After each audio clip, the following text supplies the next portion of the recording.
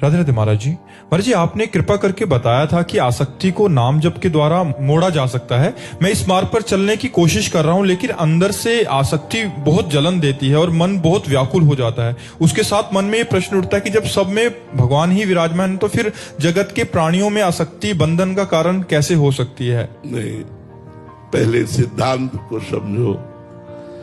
अगर गीली लकड़ी निकाल करके और तुरंत उसमें आग लगाना चाहोगे तो नहीं लगेगी। गीली लकड़ी को सुखाना पड़ेगा, फिर उसमें आग लगेगी। तो विषयी मन को, मोही मन को प्रेम में डुबाना चाहो तो नहीं डूबेगा। वैराग्य की आग में उसे जलाना पड़ेगा।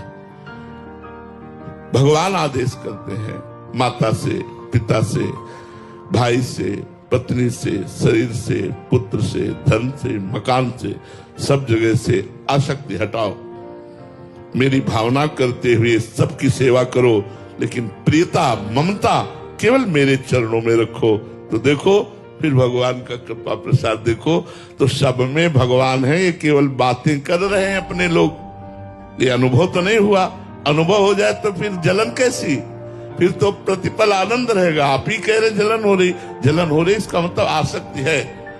देखो, तत्व को जानने के लिए दो पद्धतियां हमारे यहाँ शास्त्रों में वर्णन की गई हैं, अन्वय और व्यतिरेक। अन्वय माने है, व्यतिरेक माने नहीं है। तो पहले साधक को स्वीकार करना पड़ता है ब्रह्म सत्यम जगन मिथ्या, जिसे भगवान शिव कह रहे, उमा कहूं मैं अनुभव अपना, सत हरि भजन जगत सब सपना। सपना माने झूठा। ये जितना नाना तो ये सब झूठा है। ब्रह्म सत्यम जगन मिथ्या।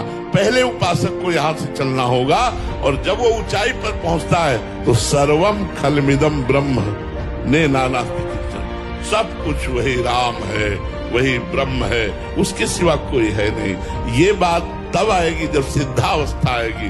साधक अवस्था में हमको भावना करनी है और राग से बचना है, आसक्ति से बचना है। भावना तो सब में भगवान की करनी है, पर हमें आसक्त कहीं नहीं होना। ममता हमारे प्रभु के चरणों में केवल होनी चाहिए। मेरे तो गिरधर गोपाल दूसरो न कोई, एक भरोसो, एक बल, एक आस विश्वास, एक राम घनश्याम ही चातक तुलसीदास।